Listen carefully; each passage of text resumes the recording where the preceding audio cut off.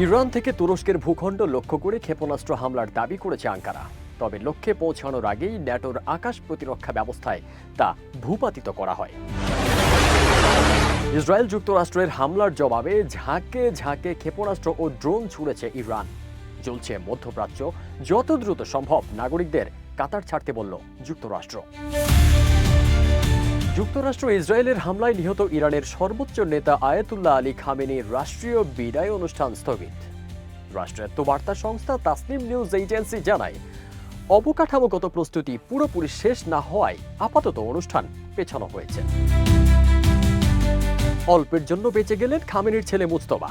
যুক্তরাষ্ট্র ও ইসরায়েল বিমান হামলা করে তাকে হত্যার চেষ্টা করেন। দুটি ইরানি সূত্রের বরাত দিয়ে এই তথ্য নিশ্চিত করেছে আন্তর্জাতিক বার্তা সংস্থা রয়টার্স।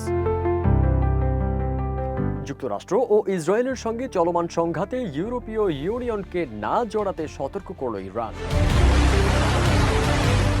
যুক্তরাষ্ট্রের সঙ্গে আলোচনা নয়, দীর্ঘ যুদ্ধের জন্য প্রস্তুতি নিচ্ছে ইরান, এমন সাফ বার্তা দিলেন প্রয়াত সর্বোচ্চ নেতা আয়াতুল্লাহ আলী খামেনির এক উপদেষ্টা।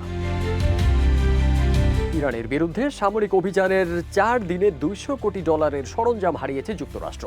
সবচেয়ে বড় ক্ষতি হয়েছে কাতারের আল উদেইদ বিমান ঘাঁটিতে থাকা প্রারম্ভিক সতর্কতা রাডার ব্যবস্থার। এর মূল্য প্রায় $1.1 বিলিয়ন। ইরানের সাথে যুক্তরাষ্ট্র ইসরায়েলের যুদ্ধে তেলের দাম হুহু করে বাড়ছে, চাপে বিশ্ব অর্থনীতি। যুক্তরাষ্ট্র ইসরায়েলের হামলার জবাবে পাল্টা হামলা অব্যাহত। আবারও মার্কিন F-15 ভূপাতিত করল ইরান।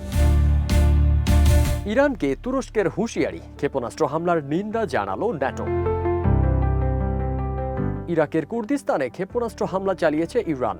মার্কিন ইসরায়েলি হামলায় ইরানেই প্রাণহানি 800 ছুঁই। সৌদি আরামকো বৃহত্তম তেল শোধনাগারে ইরানের হামলা।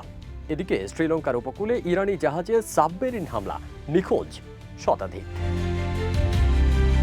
ইরান থেকে তুরস্কের ভূখণ্ড লক্ষ্য করে ক্ষেপণাস্ত্র হামলার দাবি করেছে আঙ্কারা। তবে লক্ষ্যে পৌঁছানোর আগেই ন্যাটোর আকাশ প্রতিরক্ষা ব্যবস্থায় তা ভূপাতিত করা হয়।